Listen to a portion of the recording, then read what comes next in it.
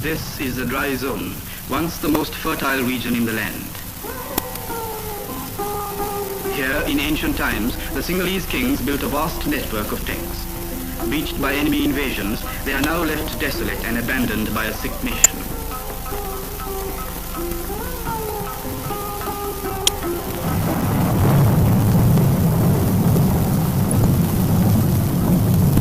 Under the constant shadow of death and disease, the people have fled to the sanctuary of the central hills. And slowly, through the centuries, this region which once saw the flowering of two great cities, Anuradhapura and Polonnaruwa, is left to the mercy of the jungle. Now only the crumbling monuments stand as epitaphs to the splendor of a vanished age.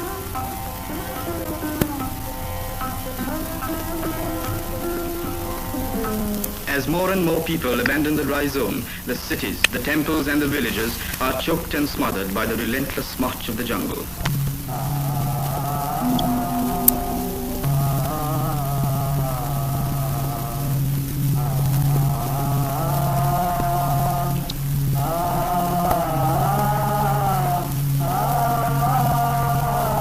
Invasions caused the decline and fall of the dry zone, but its final conquest by the jungle was due to an enemy far more insidious, an enemy within. For over the centuries, malaria has been the greatest scourge in the lives of the people.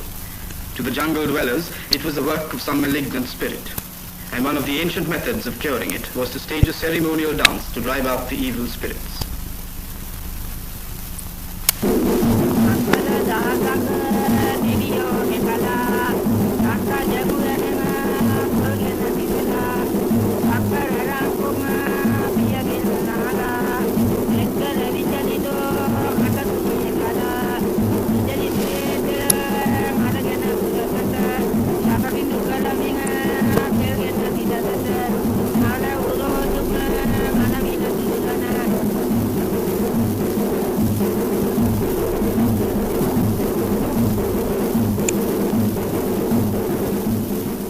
So, the most fertile region in the land became the graveyard of the peasant.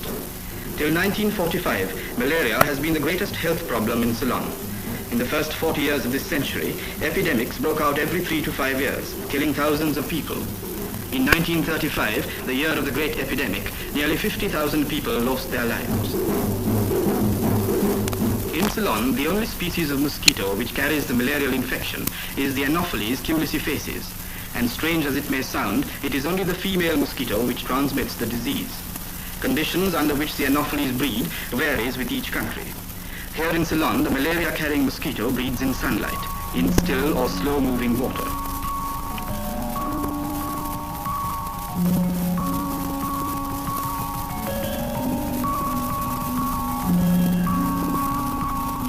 Breeding in the wet zone is at its peak during periods of severe drought, when the monsoons fail and the great rivers shrink into pools of water.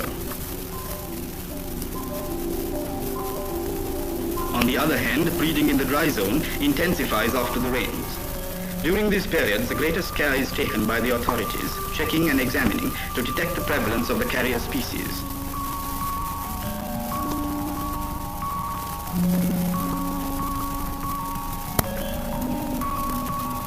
Among other breeding places are sand and rock pools, irrigation channels, brick pits, fallow paddy fields. In fact, wherever sunlight and water provide the conditions for Anopheles breeding.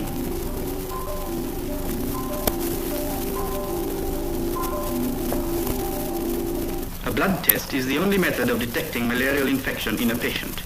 It also reveals which of the 3 different species of parasite is responsible for the fever a patient may be suffering from. A drop of blood taken from a patient is spread on a glass slide. This is then stained and when placed under the powerful eye of the microscope, reveals the malarial parasite in the bloodstream. Here is a blood film of a patient suffering from vivax infection, as a result of which the fever recurs every other day.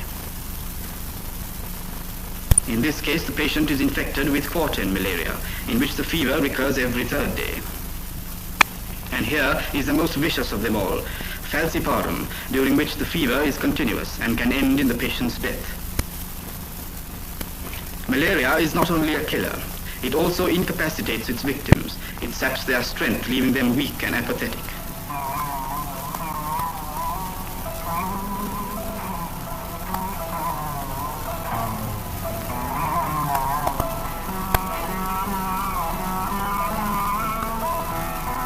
and those who suffer most from its ravages are the children.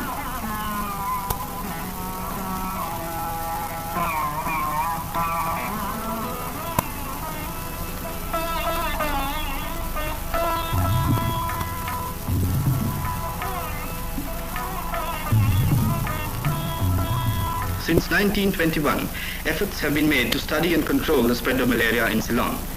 In that year, for the first time, a malariologist was appointed to carry out island-wide studies in the Anopheline mosquitoes of Ceylon.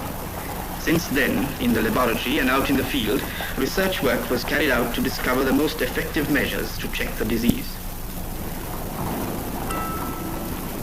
A number of control methods were tried out, and among them were the construction of stone-paved channels to keep the water flowing, for the mosquito cannot breed in fast-moving water.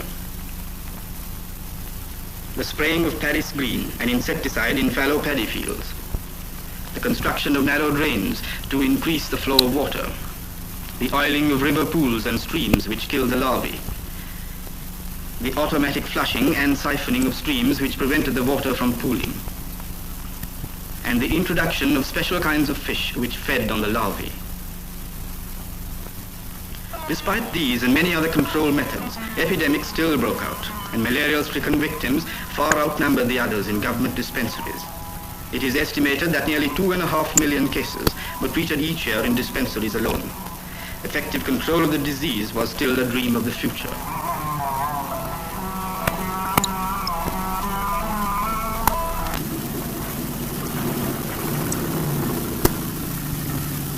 The year 1945 marked the turning of the tide. In the ancient city of Anuradhapura, an experiment was carried out which has since become a landmark in the history of malaria control in Ceylon. A truck loaded with DDT lent by the army authorities was the new weapon. A village on the fringe of the jungle was the laboratory, a village which for many years had been scarred by the disease.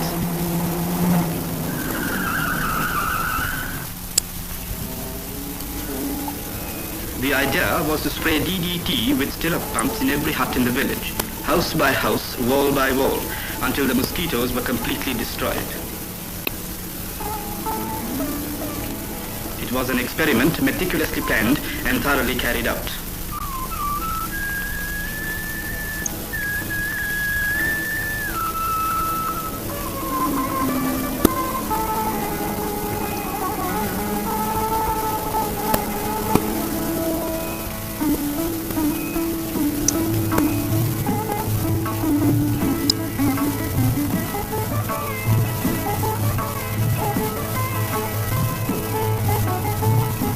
Most helpful were the people of the village, even though it meant for many of them the dislocation of the normal routine of their lives.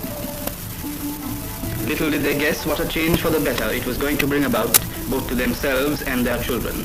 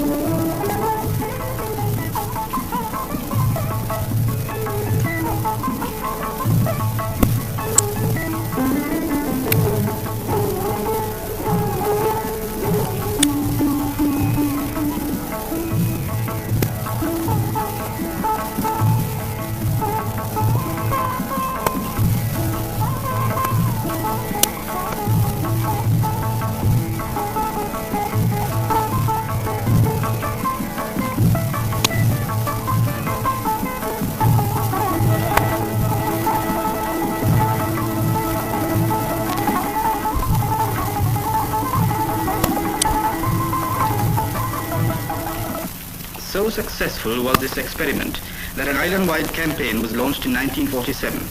Today, the superintendent of the anti-malaria campaign has a team of 25 truck units, 20 jeep units, and 2 walking units under his command.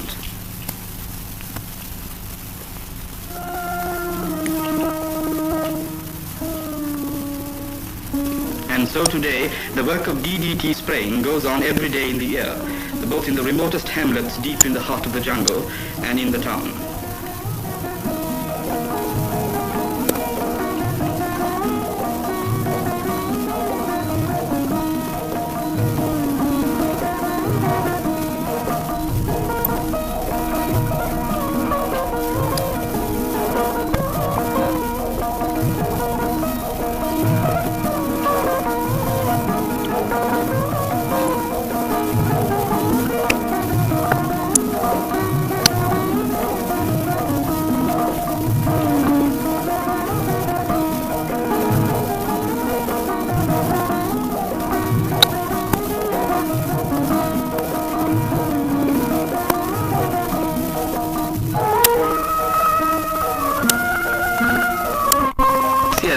heat is spraying, and swiftly the results have begun to tell. No epidemics have broken out in Ceylon. The death rate has dropped from 50,000 in 1935 to 1,599 in 1951.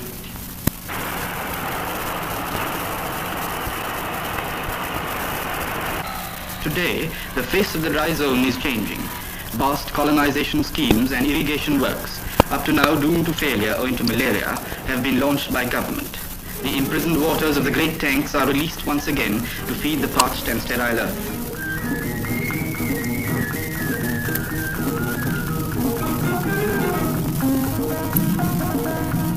Paddy, the chief harvest of the dry zone, is under extensive cultivation once again.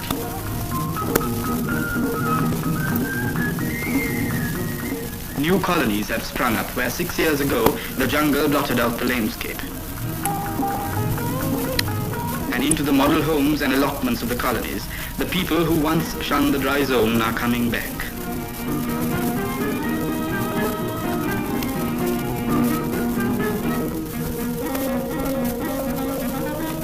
Free now of the shadow of disease and death, the graveyard of the peasant may once again become the most fertile region in the land.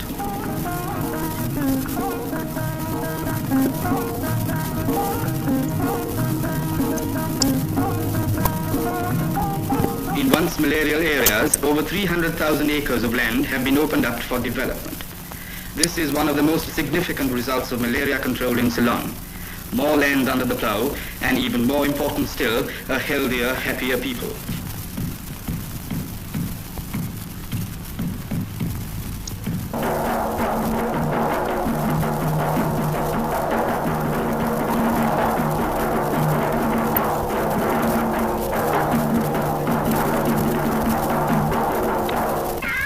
Ceylon has been voted by the World Health Organization as a model for other countries in Southeast Asia in malaria control.